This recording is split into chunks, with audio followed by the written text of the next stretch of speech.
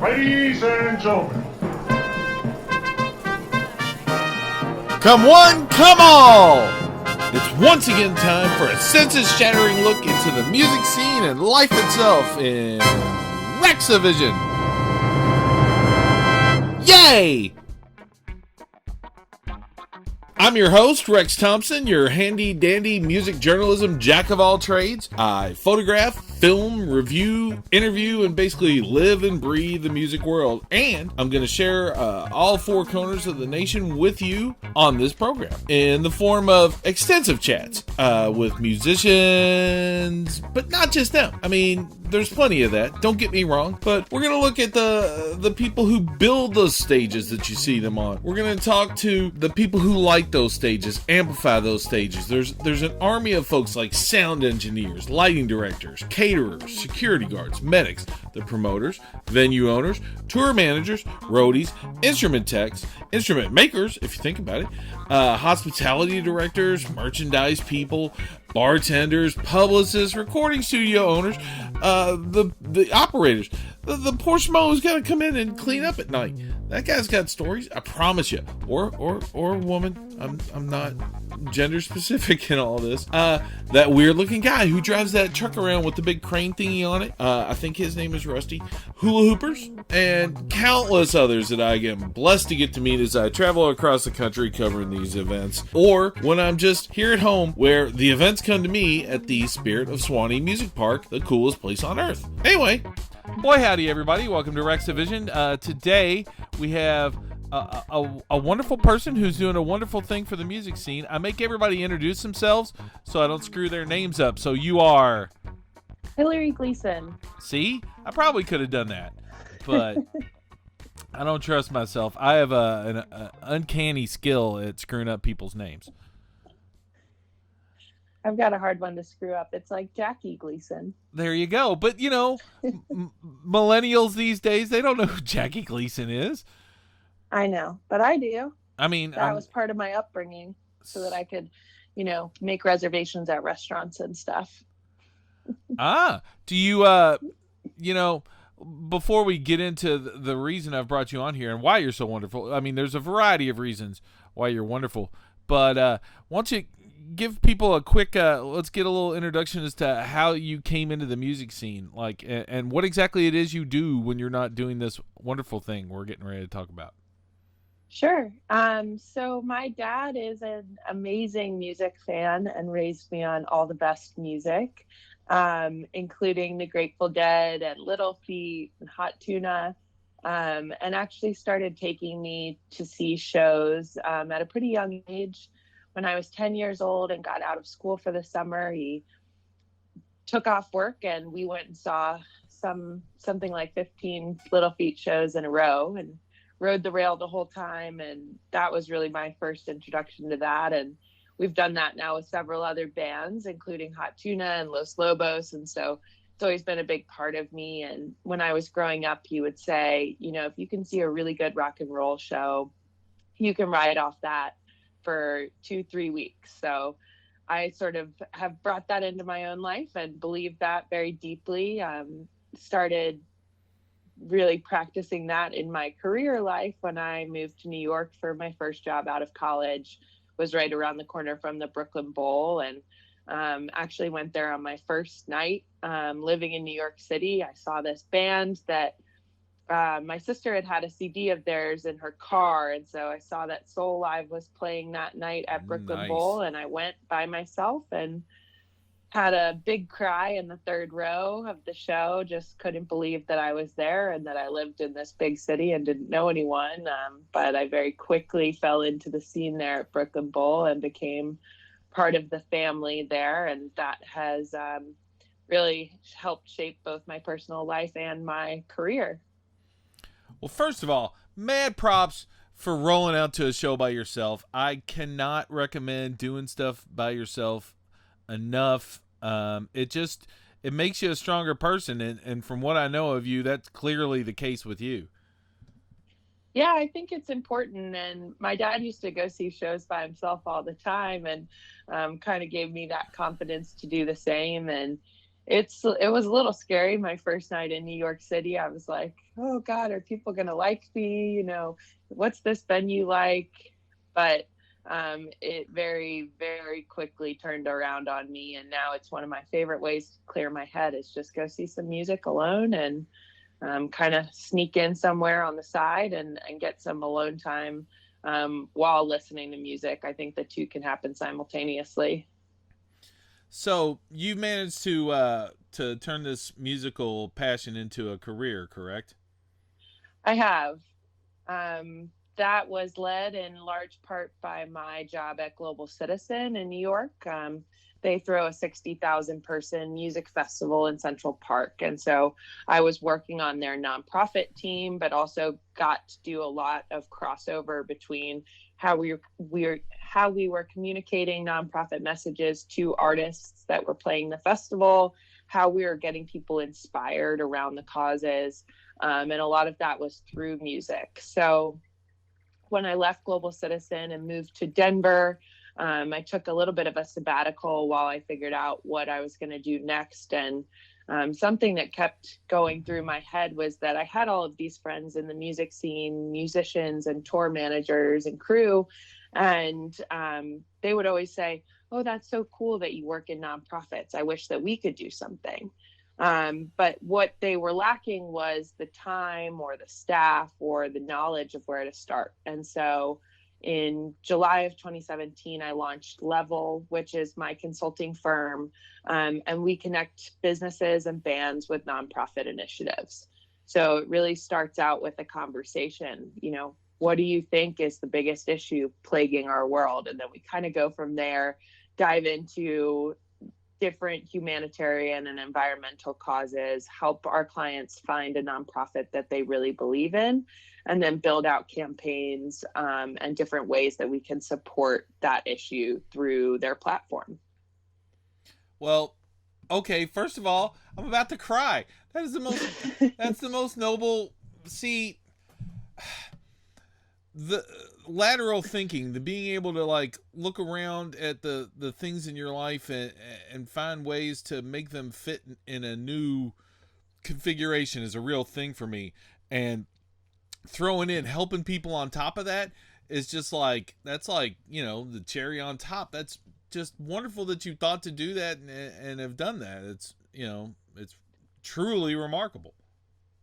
Yeah, it's been really amazing. I mean, I didn't really know how it was going to go, but I had people cheering me on from behind when I would be like, is this really going to work? Am I really going to announce this? And are people going to call me? I had a great team of cheerleaders behind me, and it's been really amazing to help small and mid-sized bands find out that they, even if they can't figure out how to bring on an additional crew member, they think, okay, we don't have money to give back. But there are ways that we've been able to figure out where they can use their voice and use their existing revenue streams, so ticket sales and merchandise and these things, to actually take a stand on the issue that matters to them. And we've been able to raise a ton of money. And so that that light bulb moment where I'm like, do you know that over the past year we've raised X amount of money for this cause that you care about? And they're like, what? How is that possible? And that's the moment that really drives it. And I'm fortunate to have found my cause when I was 17 years old. And so to help other people find their cause and drive that long-term engagement where everything that you're doing somehow relates to this thing that you want to change in the world, I think that that's really inspiring and allows me to keep going, because I keep seeing these light bulb moments in people's eyes totally change when they recognize, oh, I can have an impact and this has been working. And that is the most amazing thing. And it's almost addictive, that feeling for me of seeing other people realize their impact. So I have no choice but to keep going. Aww. That relates directly to something I'm working on in my life that I want to bring up here in a minute. But again, everyone listening, be more like her. Do that. Help people. Yay. All right. Let's get to the sort of the reason for the season. It's the newest thing in this sort of life path of yours of helping and working with the music scene, the Backline. Now, let's clarify all this stuff. The Backline Foundation, is it the Backline Helpline? It's just Backline. It's just Backline. We wanted to keep it as simple as we could. So it's really Backline, or www.backline.cares. So you may see that .care through there, and that's a nod to what we're trying to do here. Okay, well, I'm a big believer. I try and do this podcast to sort of take these stories that I learn about in the music scene and share them with everybody, and also to serve as a backup memory for me, because my memory's not great. So explain what it is exactly that you're talking about, that you were wanting to do, like if you were explaining to a very dull person. I don't know any of those. So just call it in your head. Just call him Rex, just to give him a name. Okay, so Backline is a way that people in the music industry, musicians, crews, managers, and their families can quickly and easily access mental health and wellness resources. Now, so it's a website. You can go online and learn about grief, anxiety, depression, substance abuse. You can also fill out a form and say, hey, I need help. And you will be paired with a case manager, all of whom are licensed mental health care providers. And they will actually walk through with you what you're struggling with, what you've tried so far. So if you've tried therapy or not, what was missing in that, and how we can get services to you to help you thrive, both on and off the road. So that's simple enough. It is. Although, I'm still just like slightly, it's not that I'm dumbfounded by the premise. I'm dumbfounded by, number one, the fact that I guess sadly that something like this already didn't exist. But number two, that there are people I know, friends of mine like you, who are out there doing this stuff for everybody. I'm kind of overcome over the course of this. When you say quickly access help, like, is this going to be like, is there going to be somewhere that they can call 24 hours besides the regular hotlines? Do you guys connect people to specific music themed therapists or people who have? So right now we're just offering the case management program. We have a commitment to respond to that within 24 hours. A hotline and all of those other things are definitely ideas that are swimming around, but are going to take us growing a significant amount over the next year in order to be able to do that. We are looking at creating some ways that people can actually find a therapist that is trained to work with music industry professionals. But we are trying to be very, very thoughtful about the way that we're going about this and make sure that we are not releasing any features of Backline that aren't going to work. And so we're working hard on that. We have an amazing clinical team that is leading on that side of things. But for right now, it's just the case management program, and you can get in touch with us anytime. If you are in crisis, we're still directing people to use both the National Suicide Hotline and the crisis text line. The idea of not overextending yourself and not introducing any features right off that you're not rock solid sure of is a very, very good one. I personally have even been involved in some businesses that try to roll out faster than they were ready to, and it's really bad when you have to backtrack, especially when you're dealing with folks who are having these kind of problems. That's a very good move to limit yourself. When you say you're wanting to grow, obviously you're just getting started and everything, and you've got a lot of ideas you'll eventually want to implement. How are you going to be able to grow? Are we going to be able to help you, or are we going to be able to contribute to the fund itself? Yes, absolutely. That's another thing that we're working on right now, is making it quick and easy for people to donate to Backline. That will be released sometime in the next week or two, where you can actually just go onto our website, click the donate button, and make an impact. And we're really viewing that as a way that fans, I mean, myself included, I get so much of my mental health care from seeing live music. And so to be able to then provide mental health care to the people who are putting the music on is a really important part of what we're trying to do. And so we view everything that is happening with Backline as a collective effort, and are going to be releasing that donate button soon so that everyone can have a part in creating this amazing resource, and keeping the people that give us so much healthy and able to do that for many, many years to come. See, when you talk about that, I'm reminded of that joke about I think it's Pagliacci, or the opera. You know, the famous opera singer who's out, and he goes into a doctor and tells the doctor he's depressed, and the doctor says, "Oh, well, then there's good news. The great opera singer is in town performing tonight." And he says, "I am the opera singer." You know, it's like the people who entertain us. You know, like you said, I'm the exact same way. Music heals. It's the reason I'm still alive, many ways over. And, you know, I go to concerts and do what I do to recharge. But, you know, the musicians, they're out there making the music and doing all the humping and the traveling. So many of the artists I've talked to have said the same thing on this podcast, that they don't get paid to play. They get paid for the travel. It's just so hard on folks. Yeah, it's an incredibly hard and isolating lifestyle, and there is this this thought that the show must go on no matter what. And so we're asking artists to leave their issues at the door and put on this show and bring us all so much joy. But when the show's over, all those issues come right back.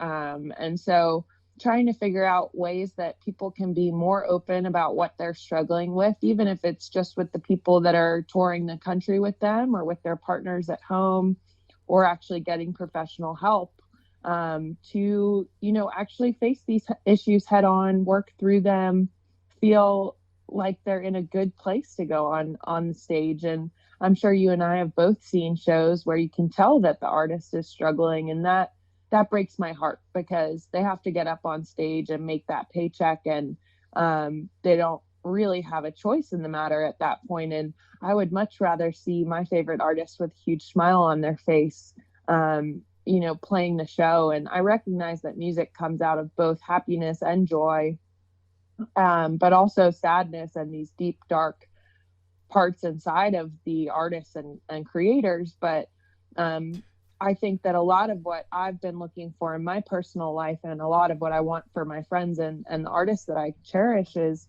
a sense of balance, and a sense of being able to handle both the highs and lows of life, and feel like life is, you know, manageable, and that you can put one foot in front of the other, and you're reaching this ultimate goal of happiness and balance. Yeah, it's a very astute series of observations and descriptions. The bit about artists not having a good time. I go around the world just trying to make people smile and laugh all the time anyway. It's sort of my default setting is goofball.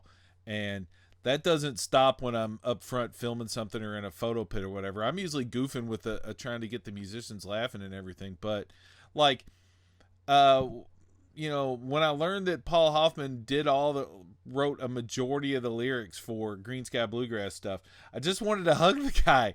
It's like you can hear the pain in those songs, and it's like, you know, Keller talked about it. You're out in the road, and you have just so much time in your own head to let those dark thoughts play around. Yeah, it's a very real thing, and heartache leads to some of the best songs, but you also, you know, want to be able to express those thoughts and get that heard out. I write a lot, and think that's an important part of my healing process.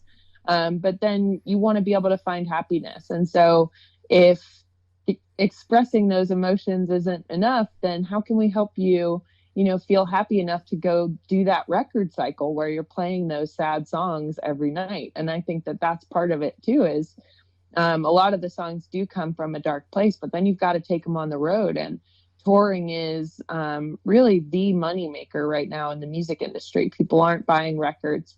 And so you have to tour and you have to take the gigs. And so we're asking you to go up and play your songs of heartbreak and tribulation. So how can we support you in healing? I think is one of the biggest parts about Backline is how do we help you heal and thrive and find joy in this process? Yeah, the thing you were describing always makes me think about Eric Clapton's Layla. You know, he Mm-hmm. writes this in just utterly impassioned love song, and then falls out of love with her and divorces her, and still has to play it. You know, that's gotta, feel a little strange. You know, for the rest of your life, and this is again putting this out there. Over the last like 20 years or so, the stigma of having mental health issues and actively seeking it has just really decreased. I don't know that there is even much of one anymore. I think we all as a society are pretty much okay with you saying you had to talk to somebody because you were dealing with some shit.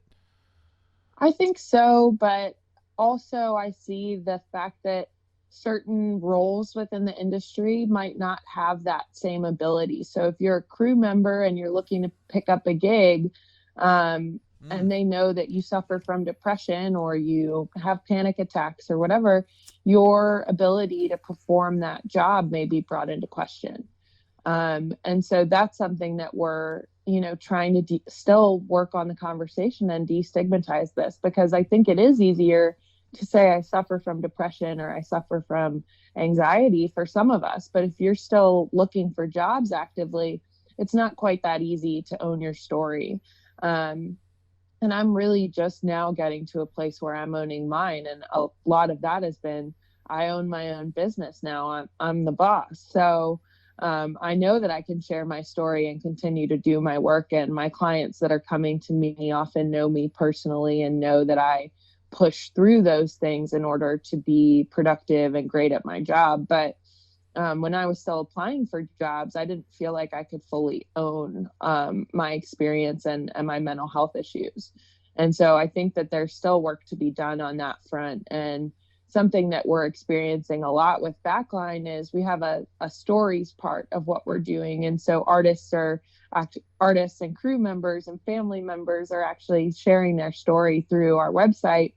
And there's this phenomenon called tapping, which is often experienced in group therapy settings, but it's when somebody else says something and that taps in your brain as something that you've experienced. And I think that that's an important part. So when I'm traveling and I go to an amazing show and I work all night and I get back to the hotel room, it's deafeningly quiet. And that is when all my demons start to creep out. And so if I can say that out loud and someone else says, oh, I'm not the only one that feels that way, I think that's an important part. Some of the stigma is definitely moved, but some of it is still there. And so to say we all experience these things makes it feel more normal, and you can get through it recognizing this is a normal part of the human experience, and particularly the experience within this very strange world of the music scene that we live in. I wasn't, I guess, really thinking about the business aspect of it. And what's weird is you can't post anything on social media anymore that's not going to eventually get written or read by a potential employer. So that's a really good point about that. And the crew members especially, the musicians kind of have to be there even if they're dealing with something dark. It's the show must go on, but the crew members are a bit more expendable. It's not, we can find another sound guy or girl or a woman, right? And I and think a lot of bands are changing that and viewing this as a family that you're taking out on the road. And so they do work with their entire team to make sure that people are, healthy and can share their struggles and feel part of this family. But on some of the larger tours, for sure, there is this notion that if you're struggling too much, that you might not get the gig for the next tour. And so there is a feeling where you have to hide some things. And so let's take that out of the picture so that you can turn to the person next to you and say, I'm having a really bad day. And I think that for me has been a life-changing process. I, for so many years, bottled everything up and had a huge smile on my face no matter what. And my friends would always think I was good because that's how I acted. And now I'm able to have recognized that it's a lot easier for me to send a text or make a phone call and say, I'm really struggling today. And that allows me then to have a moment of acknowledging what's going on, which I think is a big part of it, and then actually getting support. And you can't get support unless you say it out loud. And so we want people to be able to get the support that they need, whether it's from a professional or just from the people that are around them. I couldn't agree more about the being open thing. I'm not going to go through all my crazy medical history or anything, but I had to, after a particularly disturbing medical event, I had to have some therapy. And we did a lot of cognitive dissonance training and some stuff of that nature amongst the little plethora of things that they gave me. And once I got to the point where I could be open about it, like what you were just saying, like being able to tell everybody, hey, this is not my minute right now. And then you see people who, a couple of people, don't get me wrong, I'll be completely honest, a couple of people pull away, but way more people reach out, and try and help you and stuff. I was walking out of the one thing that really stands in my mind, walking out of the photo pit at Bonnaroo into Radiohead. I decided to go out into the crowd because I wanted to watch the show instead of go backstage and loop around.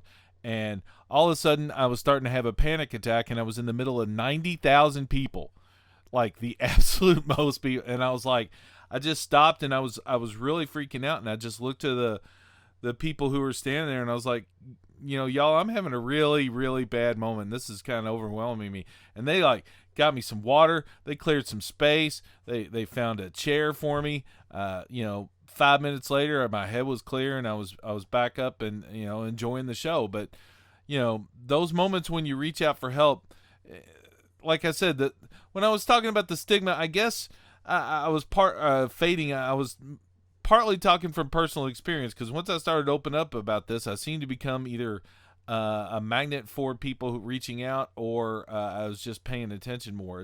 It's wonderful to see. And again, seriously, because of issues I've dealt with and all that stuff, seeing you do this is just so heartening to me. It's great. I love hearing about all this stuff. You have a lot of people working with you, several of whom I already know. You want to shout some of them out real quick? I would love to. Yay. They're the most amazing people. So we have Kendall, Deflin, Corso. She is part of the team with Backline, a big reason we've been able to launch so quickly. She is out of Brooklyn, New York, and has several amazing jobs right now, including Backline, also working with 111 Management, and also on my team with Level. She was with Live for Live Music for 4 years as their VP. And so she knows her way around the music scene for sure. She yelled at me often, and deservedly so. Yeah, she's amazing. I cannot say enough good things about her. We could spend the whole podcast talking about it. I believe I'm going to have her on, and we'll make her talk about how awesome she is. Let's keep that sounds better. I also have Tory Pitarelli as another one of our co-founders with Backline. She has done such an amazing job with getting this website up and really running the creative aspects of it. She is also an entrepreneur and runs a silversmithing business called the Mischief Collective.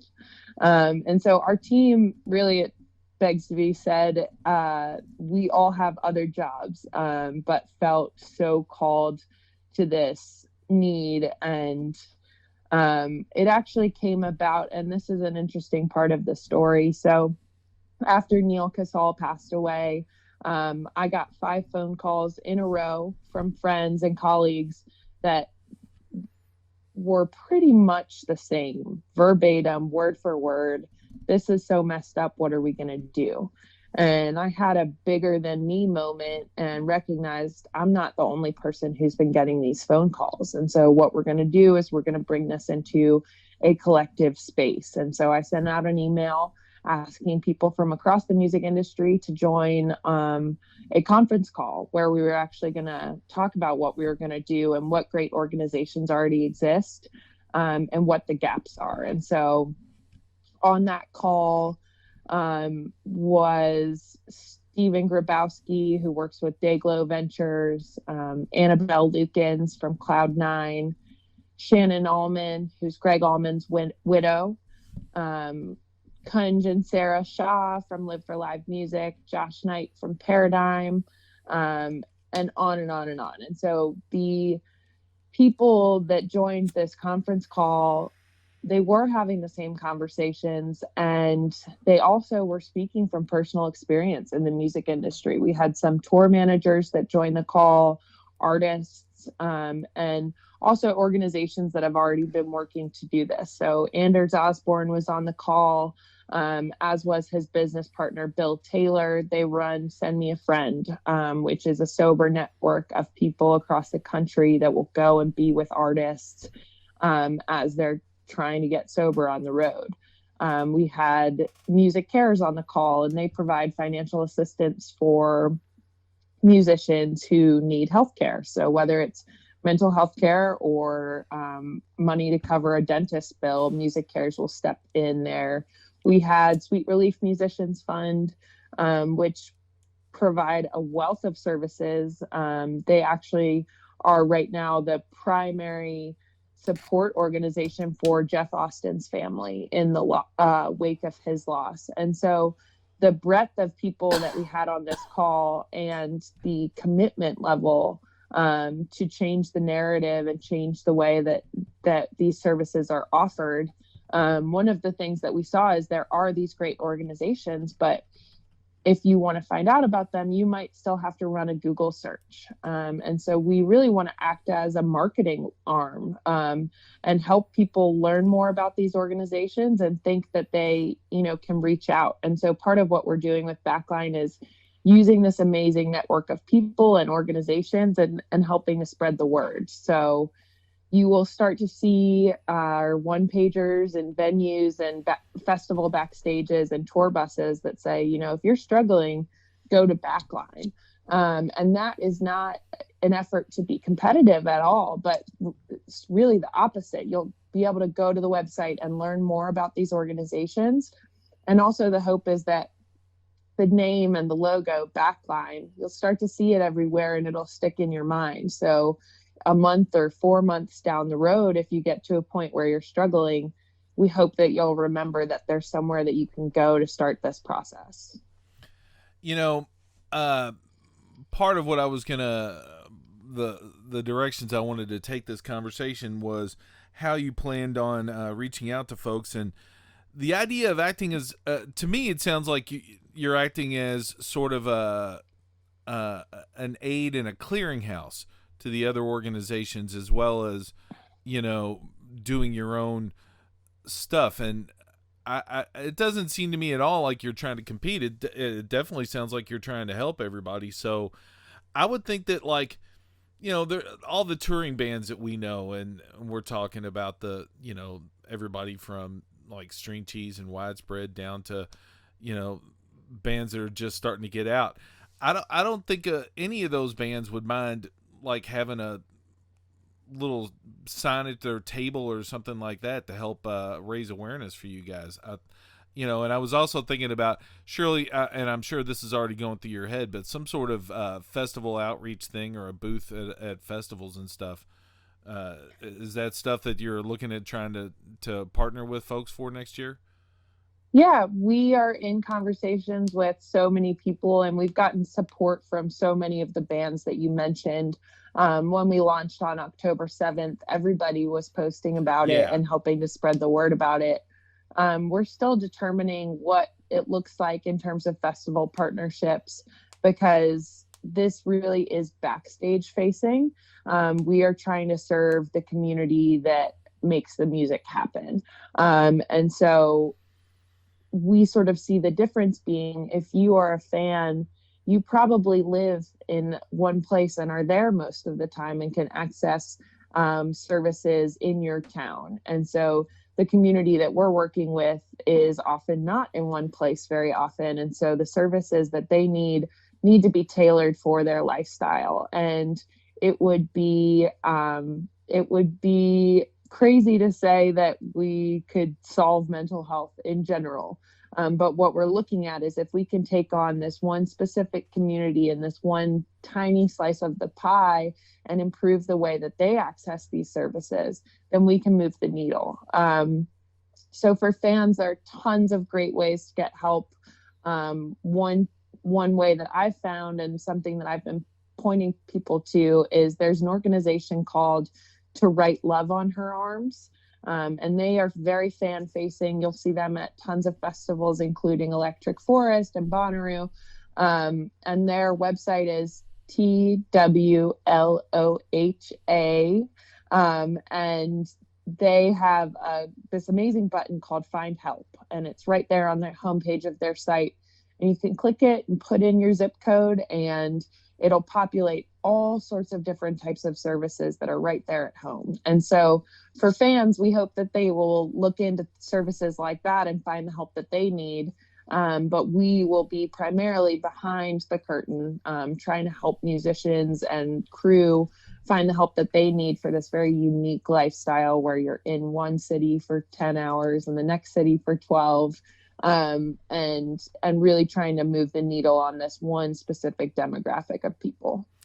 Yeah, no, I totally agree. I was looking at what I was suggesting more from a fundraising aspect. It's like, put this thing out there and say, hey, this thing helps the music that you guys love. I would just think, if they could slap a poster up while they're in a venue, or if there was a place where people could learn that there was an organization out here trying to, be there for the artists that they loved, that might be a way to raise some extra scratch. I get this pointed out often. I'm a money is the root of all evil and the cause of everything guy. So I'm almost always looking at the money. I do another podcast with Freakbase where we talk about superhero movies, and he's always like, I don't know if they're going to do another one. I was like, the last one made $1 billion. They're going to do another one.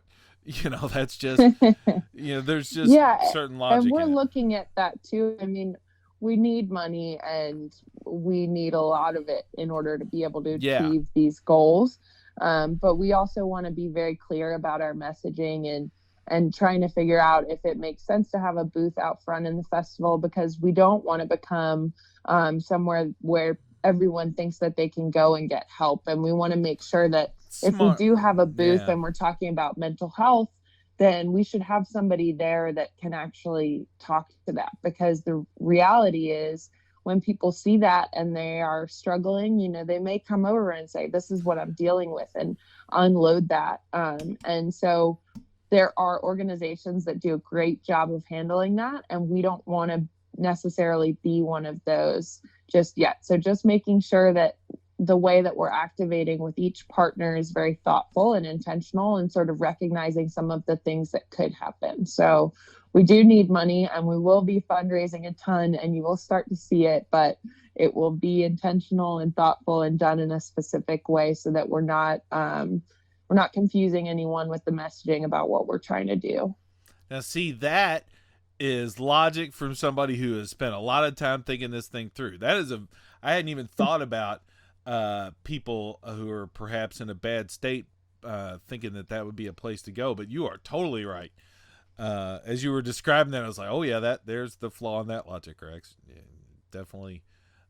You wouldn't want to do something like that unless you're completely prepared to handle responsibly the potential outcome of that situation. Well, again, this just overall points to the fact that I'm glad you folks are doing this, because you're incredibly competent. You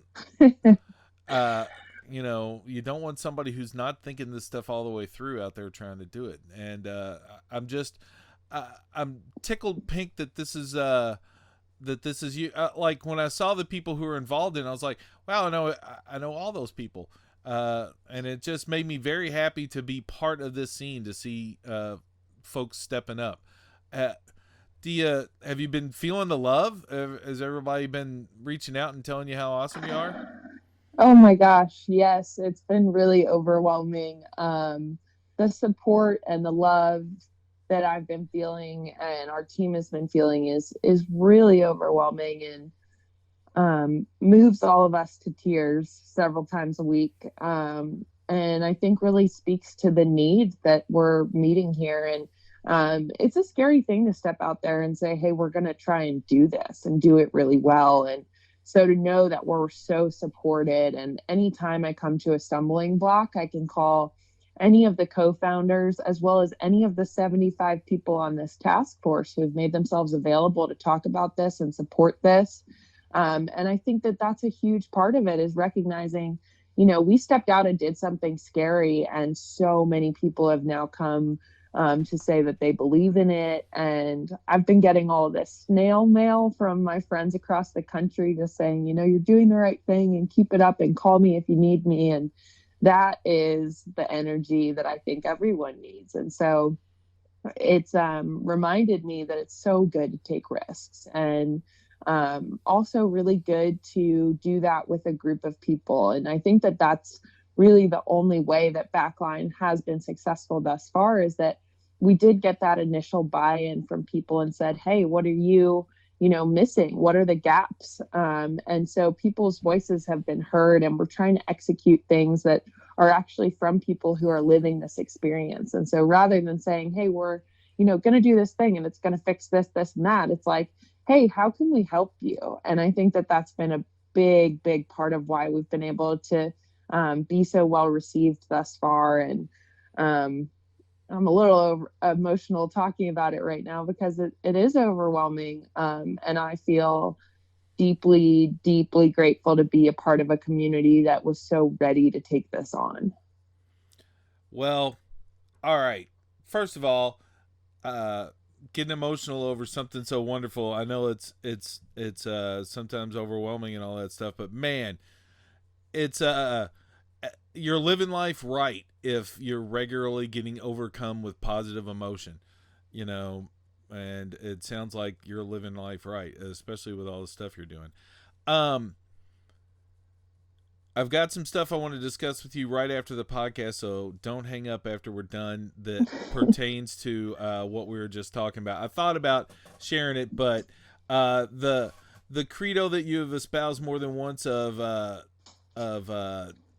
thinking things through has me wanting to talk to you off air, so that people can't go, why didn't you do that one crazy thing Rex said? Because the thing Rex said was crazy. Oh, okay. It's a very sound thing. But so let's start to wrap this up. But before we do, can I get you to, like, once again go through all the different ways to reach out to you guys? Sure. So we are on Instagram at Backline.care, on Facebook at Backline. Our website is www.backline.care. And then my consulting firm, you can find us everywhere under Level Together. So it's Instagram at Level Together. Our website is www.leveltogether.com, and on Facebook at Let's Level Together. All right. Now, that was the second to last thing. The last thing is the one sort of elephant in the room thing. On Monday, you mentioned Jeff Austin and the Sweet Relief people helping him. On Monday, the Jeff Austin show, sort of superstar, all-star, whatever you want to call it, cluster pluck for him was there in Colorado. And you were at the show, correct? I was. What can you just, because I wasn't there, I had to watch it. Could you just tell me what the energy was like in the building? Oh, want to talk about being overwhelmed. It was so incredibly special and deeply emotional, but also really celebratory and spirits were high. Something that I heard mentioned several times backstage was, you know, not all of these bands get to be in the same place at one time like that. And they're usually, you know, crossing tour buses in and out of festivals. And so you catch each other for an hour. But everyone was there in the same space for 10, 12 hours. And so that was really, really special and such a testament to the community that Jeff built. None of us would have been there without Jeff's influence in this progressive, amazing, fun rock and roll bluegrass. And so it was so incredibly special. And the hugs were about 5 times as long as they usually are. I think we're all holding each other a little tighter right now.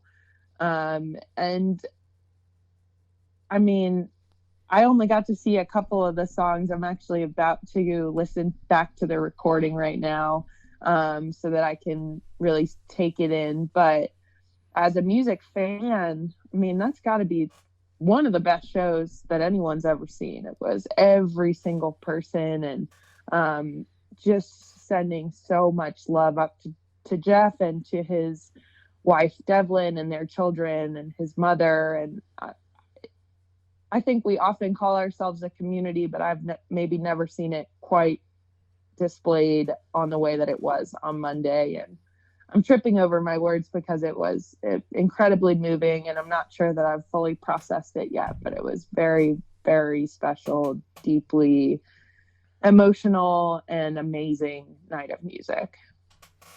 Now, I talked to Keller right before he went to Colorado to do that. He was on the podcast last week, and well, this week, I guess.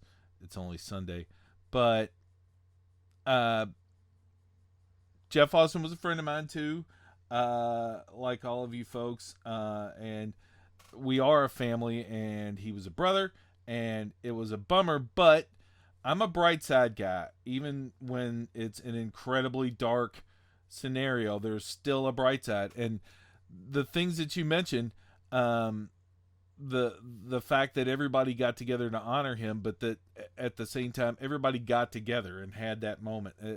You know, it's those moments are terrible in their reason, but uplifting in their execution, I guess. And the other thing is, I feel like that was another spark that exploded in you guys after Neil's passing, and that maybe is going to be the thing that helps push everybody even closer together and form something like Backline and do all this stuff. So you guys are the bright side. So yay.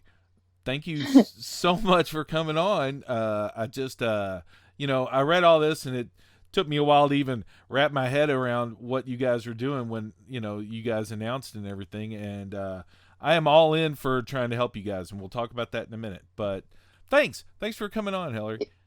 Yeah, thank you. It's been really nice to be able to channel some of this grief into something that is really positive, and I think a lot of people feel that right now. So we are looking forward to continuing the work and just putting our heads down and trying to meet this need here and serve our community that has given us so much more than I could ever really express.